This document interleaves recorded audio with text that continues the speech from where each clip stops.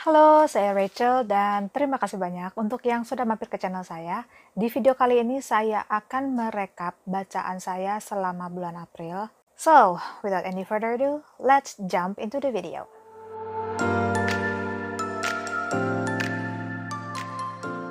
Buku pertama yang saya baca adalah The Seven Husbands of Evelyn Hugo. Novel ini juga sudah pernah saya review dan ada di sini. Sudah pernah saya diskusikan juga bersama Krisan Wijaya dan teman-teman lain. Ada diskusinya di sini.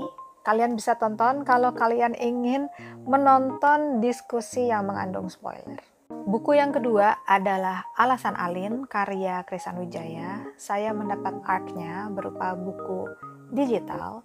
Novel ini menceritakan tentang Alin, seorang dokter yang memiliki seorang tunangan yang secara ekonomi mapan, berasal dari keluarga terpandang, tetapi dia masih tidak berbahagia dan merasa seperti hidup di dalam sangkar emas. Selain masalah dengan tunangannya, ada juga masalah percintaan yang lain, dan ada juga konflik bersama sahabat-sahabatnya. Genre-nya medical chick lit romance. Banyak istilah medis yang ada di novel ini, jadi kita juga bisa sambil belajar tentang istilah-istilah medis tersebut.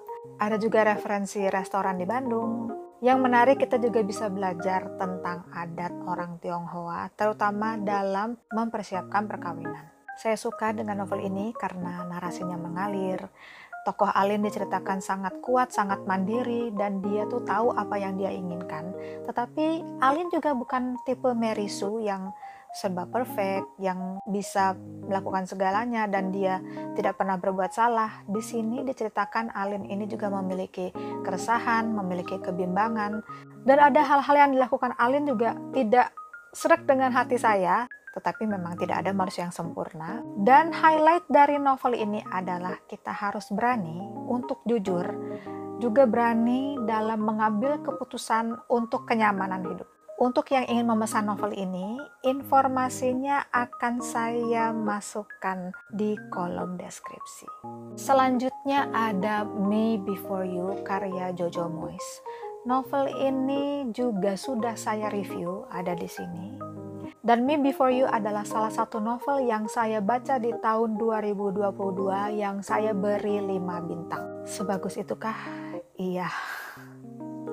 Novel ini juga saya pernah diskusikan di sini dan saya banyak mendapat insight dari novel ini, terutama tentang dignitas yang memicu banyak perdebatan, terutama pada saat diskusi. Yang terakhir adalah Pachinko karya Min Jin Lee. Novel ini genrenya historical fiction dan sudah dibuat serinya di Apple TV+.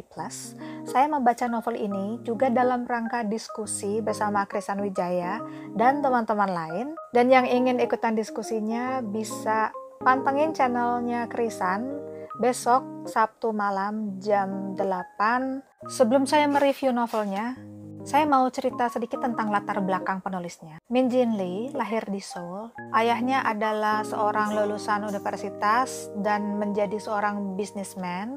Ibunya adalah seorang anak menteri dan mereka pindah ke New York pada saat Min Jin Lee masih usia 7 tahun. Keluarganya juga punya bisnis di New York di Koreatown. Pada tahun 2007, Min Jin Lee merilis novel pertamanya, judulnya Free Food for Millionaires.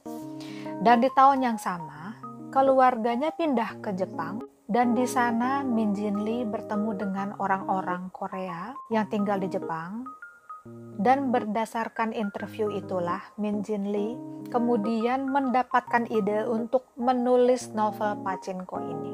Pachinko adalah novel family saga tentang 4 generasi keluarga Korea yang settingnya di Korea, di Jepang, dan juga di Amerika Serikat. Novel ini menceritakan tentang Sunja, seorang gadis kecil yang hamil di luar nikah dan dia menolak untuk mengungkap identitas ayah bayinya kepada ibunya. Pada saat dia hamil, ayahnya sudah tiada, ayahnya meninggal karena sakit bronkitis. Keluarga Sunja tinggal di desa nelayan di daerah dekat Busan dan mereka menyewakan kamar di rumah mereka. Dan ya disebut rumah pondokan. Di saat Sunja hamil, ada seorang tamu yang datang untuk menginap di rumah mereka, namanya Beik Ishak. Dia adalah seorang pendeta. Beik Ishak bersedia untuk menikahi Sunja karena kebaikan hatinya. Dan setelah menikah, mereka pindah ke Jepang karena keluarga Beik Ishak ada di sana. Kim Sunja yang masih sangat belia, dia harus memulai kehidupan baru yang keras. Di sana dia tidak punya saudara, tidak punya teman, tidak bisa berbahasa Jepang, dan dia harus menerima diskriminasi dari orang-orang Jepang. Walaupun bertemu dengan sesama Korea, mereka juga harus menjaga jarak, harus hati-hati, karena banyak kejadian jika mereka terlihat punya banyak stok makanan, ataupun punya perhiasan, atau ada uang lebih, mereka akan beresiko untuk dirampok. Selain menceritakan tentang kekejaman perang dan bagaimana sikap orang Jepang terhadap orang Korea yang melakukan diskriminasi, ini ada isu rasisme di sini. Juga tentang kuatnya budaya patriarki yang dianut oleh orang Korea dan Jepang. Dan hal ini memang banyak merugikan kaum perempuannya. Seperti kasus Sunja saat dia hamil di luar nikah. Menurut ketentuan dan adat dari orang Korea, seorang anak yang di luar nikah tidak berhak memiliki nama. Bisa kebayangkan seandainya Kim Sunja tidak dinikahi oleh Beik Ishak, maka anaknya tidak punya nama. Dan hal itu tentu saja akan melekat sampai anak itu dewasa. Dan ini menurut saya adalah aturan yang kejam dan tidak adil. Dan konfliknya juga tidak berhenti sampai di situ. Konfliknya akan berlanjut sampai Sunja memiliki keturunan. Saya belum tamat menonton seri Pachinko, tetapi dari satu episode yang sudah saya tonton, alurnya itu maju mundur dan bisa membingungkan kalau nggak fokus menontonnya. Sementara novel ini memakai alur maju sehingga enak sekali untuk diikuti, walaupun panjang dan tebal novelnya. Kita nggak akan bingung walaupun banyak tokoh ada di novel ini karena alurnya maju. Jadi ceritanya itu lebih smooth dan lebih enak untuk diikuti.